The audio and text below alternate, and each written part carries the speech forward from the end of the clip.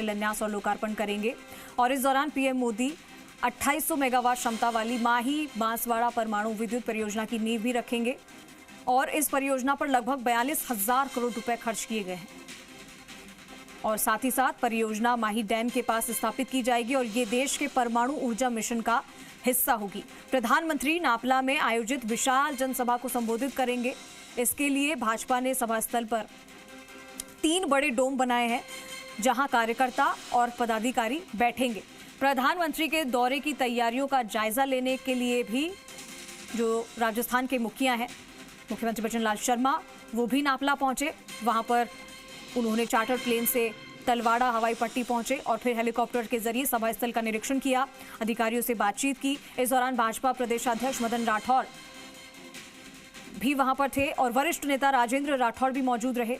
और मुख्यमंत्री ने 2 घंटे तक सभा स्थल, पार्किंग और अन्य व्यवस्थाओं का निरीक्षण करने के बाद वो वहां से लौटे। अब ये जो आप अभी फिलहाल जो तस्वीरें देख रहे हैं वो बांसवाड़ा से तस्वीरें देख रहे हैं। प्रधानमंत्री वहां पहुंचे हैं, लेकिन सबसे पहले यहां पर उन्होंने कुछ लोगों से संवाद किया। ये उसकी तस्वीरें हैं। तो नापला में कुसुम योजना के लाभार्थियों से उनका ये संवाद है। और जैसा कि हम कार्यक्रम को लेकर भी आपको साथ ही साथ बता रहे हैं वो ये कि सभा स्थल पर करीब 1 लाख से ज्यादा लोगों के बैठने की व्यवस्था की गई है। आप सोचिए कि कितनी भारी संख्या में लोगों की वहां पर मौजूदगी है सभा स्थल में। सुरक्षा और यातायात व्यवस्थाओं के लिए भी पुलिस और प्रशासन के आला अधिकारी लगातार निगरानी बनाए हुए हैं।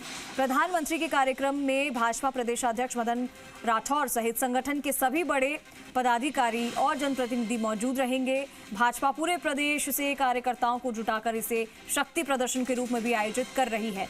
आपको बता दें कि जो पिछला दौरा था वो राजस्थान में प्रधानमंत्री नरेंद्र मोदी का, वो था 22 मई को बीकानेर जिले में। उस दौरान उन्होंने ऑपरेशन सिंदूर के बाद देशनोक करणी माता मंदिर में दर्शन किए थे, देशनोक रेलवे स्टेशन का उद्घाटन किया था और पलाना में विशाल जनसभा को संबोधित किया था, अगर आपको याद होगा तो।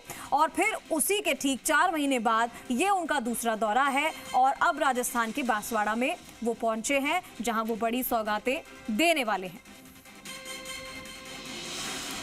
तो उनका जो कार्यक्रम है आज का बांसवाड़ा का, वो भी हम आपको बता रहे हैं साथ ही साथ कि क्या कुछ रहने वाला है। तो हम आपको एक बार फिर से मिनट टू मिनट का कार्यक्रम बता देते हैं, क्योंकि ये बीते 4 महीने में उनका राजस्थान का दूसरा दौरा है। तो सबसे पहले, इससे पहले वो 22 मई को, जैसा कि हमने आपको बताया, कि बीकानेर गए थे, वहाँ देशनोक में भी गए थे और ऑपरेशन सिंदूर के बाद वो बीकानेर का पहला दौरा था। और उसके बाद में प्रधानमंत्री की अगवानी करने के लिए सीएम बचन लाल शर्मा भी पहुंचे थे। तो यहाँ पे बांसवाड़ा में आज 2800 मेगावाट की माही बांसवाड़ा परमाणु विद्युत परियोजना, जिसका 42,000 करोड़ रुपए की लागत से शिलान्यास किया गया है और जिसकी लागत से वो बना है। आपको बता दें कि शिलान्यास किया जाएगा। बीकानेर में 590 मेगावाट की अक्षय ऊर्जा परियोजना है, जिसमें 8,500 करोड़ रुपए लगे हैं। जैसलमेर, बाड़मेर, सिरोही और नागौर, बीकानेर में 15 गीगावाट क्षमता की विद्युत प्रसारण लाइनें हैं। बांसवाड़ा, उदयपुर, डूंगरपुर, धौलपुर, सवाई माधोपुर, बाड़मेर, दौसा, चूरू और अजमेर, भीलवाड़ा, सीकर जिलों में 15 पेयजल परियोजनाएं। भरतपुर में 2 फ्लाईओवर, बनास नदी पर पुल निर्माण और 119 अटल प्रगति पथों का निर्माण। बीकानेर और जैसलमेर जिलों में 220 केवी के 3 जीएसएस और संबंधित लाइनों के कार्य का शिलान्यास भी करेंगे। पीएम मोदी जैसे ही यहां पर पहुंचे, सबसे पहले तो जो कि हमने आपको तस्वीरें दिखाई थी, नापला पहुंचे थे, उनका स्वागत किया गया था गर्मजोशी के साथ में। और अब जो है सभा स्थल पर सभी लोग उनका इंतजार कर रहे हैं, वहां वो सभी को संबोधित करेंगे और एक एक करके जो भी शिलान्यास और उद्घाटन करने हैं वो करेंगे।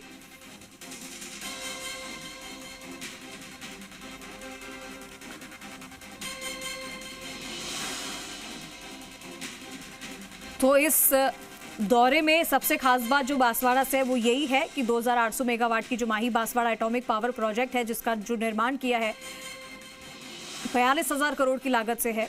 और इसके अलावा बीकानेर में रिन्यूएबल एनर्जी प्रोजेक्ट है। जैसलमेर, बाड़मेर और सिरोही, नागौर और बीकानेर में 15 गीगावाट क्षमता की पावर ट्रांसमिशन लाइन का शिलान्यास है, वो भी करेंगे। युवाओं के लिए क्या कुछ खास है ये भी बता देते हैं। तो युवाओं में 15,000 युवाओं को नियुक्ति पत्र बांटे जाएंगे।